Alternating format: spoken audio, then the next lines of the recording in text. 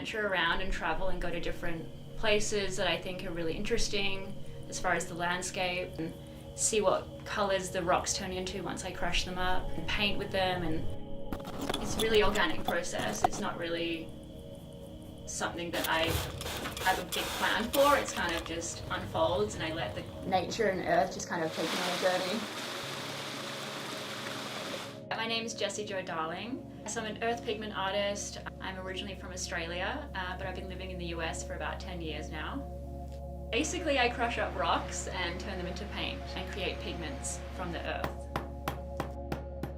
I'm pretty determined. If I do see a certain color or, rock formation or earth that just looks really interesting, I'll make sure that I can get to it, like whether that's hiking in for hours to find a certain type of rock, or carrying out bags of rocks on my back. And then when I come back, I'm grinding these rocks for hours sometimes to make this paint. I'm not just going to an art supply store and buying something off the shelf. So it's a pretty physically demanding thing to do, but very rewarding to create my own paint.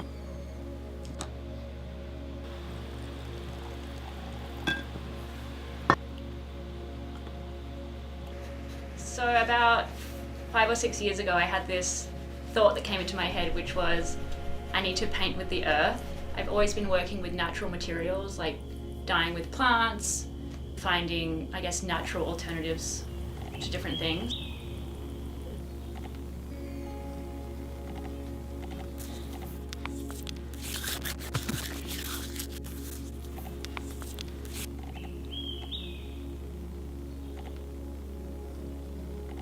So typically when I paint a new series, it's focused around a certain place. The last one I did was out in Arizona, so using the pigments from the desert, and so building my collections around specific areas.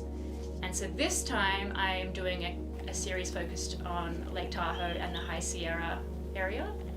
And so using the granite that's found there, charcoal that's from the burnt pine forests in Desolation Wilderness, and basalt, which is from the volcanic areas around the lake.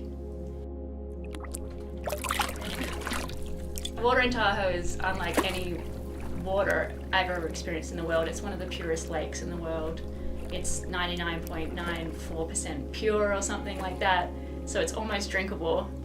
And so that purity and that sacredness of that lake and using that water is pretty special.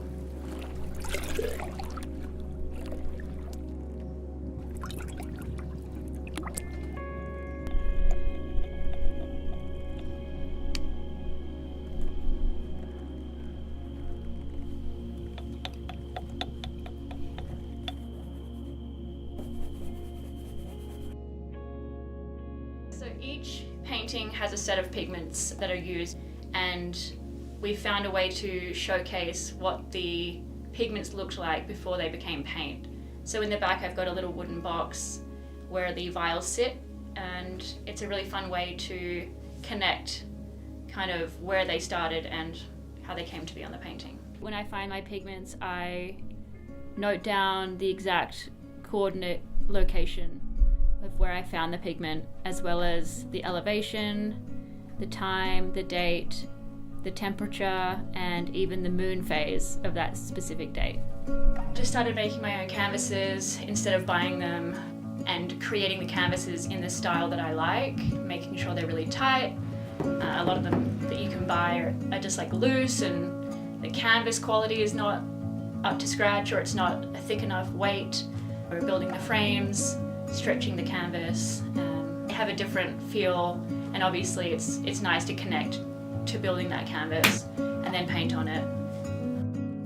It's a different experience. I think people really like to feel that they have the connection to earth as well. And for me, my work is really first and foremost about my connection to earth and nature, and my art is just an expression of that. And so I think people really receive that and love the idea of using these natural materials. As people become more aware about our impact on the earth, and so painting with these materials is it's such a nice way to kind of support that mission as well. I think I'm always fascinated and inspired by nature and the earth and what colours I can find. It's always a surprise and it always keeps me excited and interested. And I think that my love for nature and exploring is unwavering, and it'll be something that I do for the rest of my life.